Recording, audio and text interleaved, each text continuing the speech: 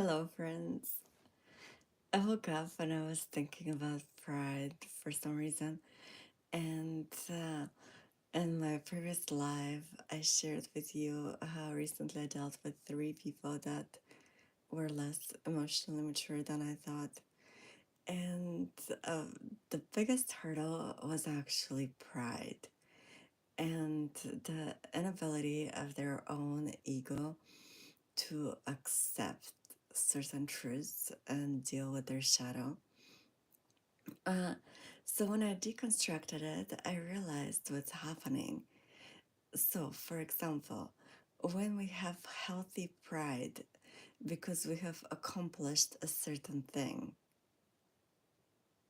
in my case, for example, um, I've been really working for years and years to be more present, to exist in a state of joy, to be more emotionally mature and handle problems with ease, to practice faith and spirituality and listening to my true self, regardless of the outside, and do what I feel on the inside and follow that, follow my joy.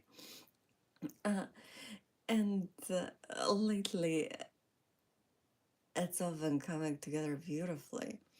So when I shared it with a person that I thought was a friend, and I told her I'm just so happy in my life, and I'm a happy person in general. But lately, I live in this state of permanent joy, and she got upset with me that I'm happy.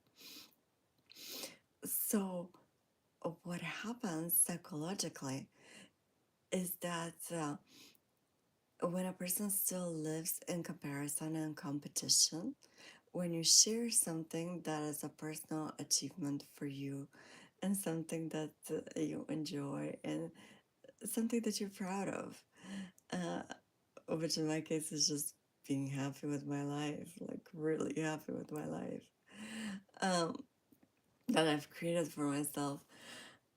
The person who's not so emotionally mature, they compare and compete with you, and by virtue of comparison and competition, in their mind, this puts them lower if they're not happy with their life the way it is. So their ego doesn't want to accept that they have more work to do, that they haven't done enough in their work and alignment to feel that joy all the time. So the ego projects jealousy, envy, and resentment, which it feels like the resentment towards itself, like you're not there yet, and self hate towards the person that is embodying the thing that they want, but they have not achieved yet. And that is unhealthy pride.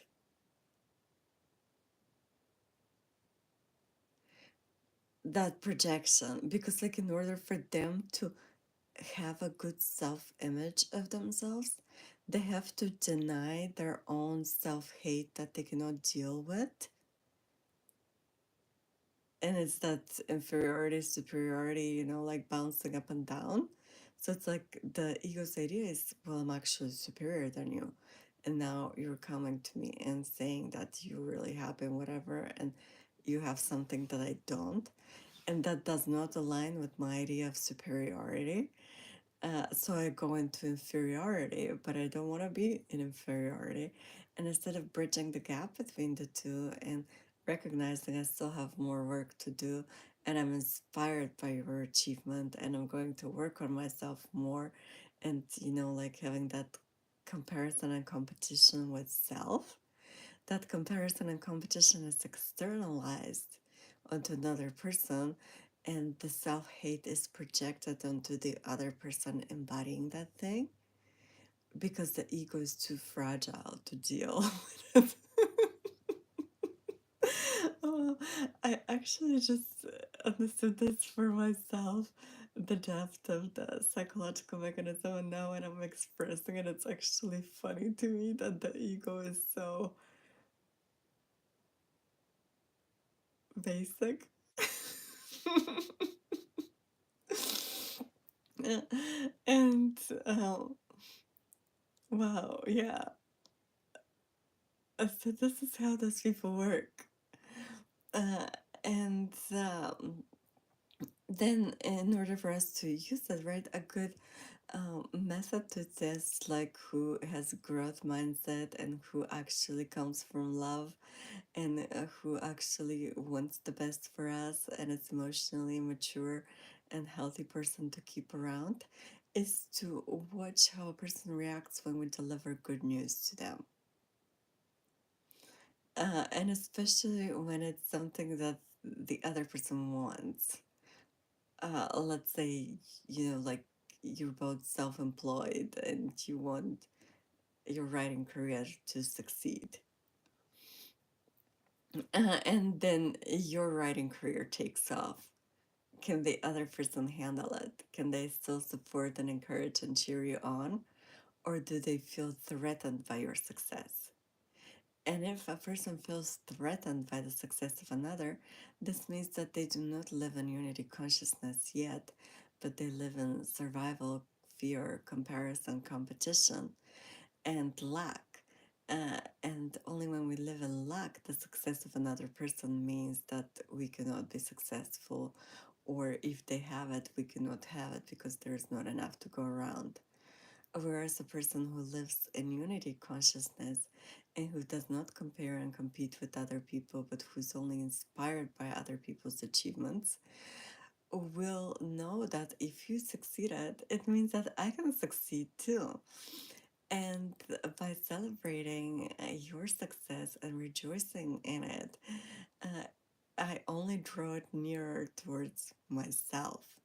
Because here's my friend, and my friend made it.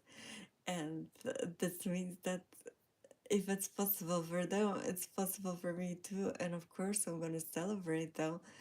Um, and I'm going to apply myself more or just believe more, which that's how we apply it, just believing that what we want is possible for us and accepting it in consciousness and blessing the person that it has happened and blessing all the people who have that thing already, knowing that this is how we draw it near, like, and make it normal for us. And this is how the conscious person thinks. Uh, so yeah, and I realized that because of unconscious people's reactions, I've been hesitant to share things that I'm proud of and personal accomplishments that I'm proud of. Hi. Because of people projecting jealousy, hate, and envy their own onto me. But now that I'm aware, I'm just going to pay more attention how people react. And if they react like that, I'm not going to keep them around because honestly, it's a lot of work to deal with emotionally mature people and their projections that they refuse to own and their shadow. And it's like constantly walking on eggshells, and because everything that is about you has to be about them. It's like, really? That's not how it works. There are some things that are just about me, okay? Mm. Well, I hope this is useful for you and how the mechanism of healthy pride and unhealthy pride works. And again, when we have two conscious people with healthy pride, we can both acknowledge the difficulties that we've gone through, the accomplishments that we've accomplished, and realize that everybody has their own story, everybody has their own personal history, and we can celebrate one another without making everything like internalizing it and making it selfishly about ourselves. But we can celebrate this person that has this achievement in this whatever sphere, and then they can celebrate our achievement in whatever sphere.